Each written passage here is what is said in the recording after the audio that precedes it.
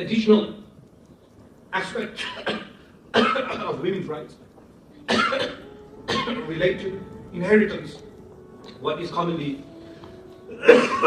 quoted regarding inheritance of women, that when you have a case of siblings, a man and a woman, the brother receives double inheritance of the sister. This is commonly quoted. How as Muslims do we respond to this? Firstly, Surah An-Nisa was revealed at a time when women were not given any rights at all. So the entire chapter related to inheritance laws. So it would be incorrect for someone to say that Islam curtails the rights of women in terms of inheritance. But in all cases of inheritance, is it true that women receive half the inheritance of men? The answer is no. There are cases where a woman would receive 1/3 of the inheritance, or 1/4 of the inheritance, or 1/8 of the inheritance, or all of the inheritance. Likewise, there are different fractions which are mentioned in the Quran. It is one case scenario where the siblings, the inheritance is divided, that the sister will receive half the inheritance of the male. Why is this the case? The reason is that firstly for Muslims, like I mentioned at the beginning, it's sufficient that it is the divine law. But people would want to know the divine wisdom behind the law. The answer is that when the sister receives her inheritance and she needs to marry, she receives the dowry of her choice. Additional to that, the maintenance is left to the man. The man must pay for a house, a dwelling, to the quality and standard that she lived in with her parents. In the quality and standard she had with her parents. The man must maintain that. And the man pays for all the expenses of the marriage.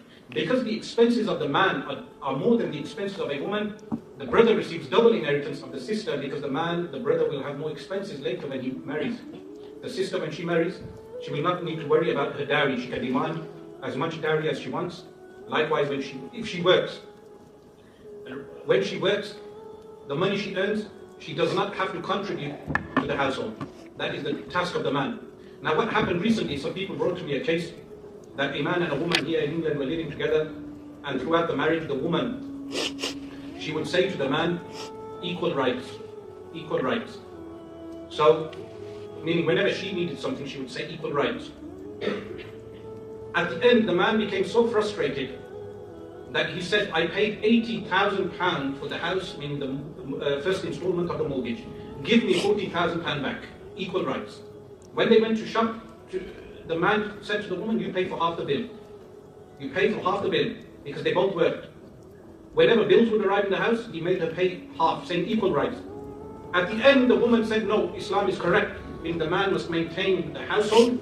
Meaning, does this mean there is an infringement on the rights of women? The answer is no. There are different roles for men and different roles for women. Meaning, in Islam, what we recognize is the role of a man is to provide, and the role of a woman is to look after the household.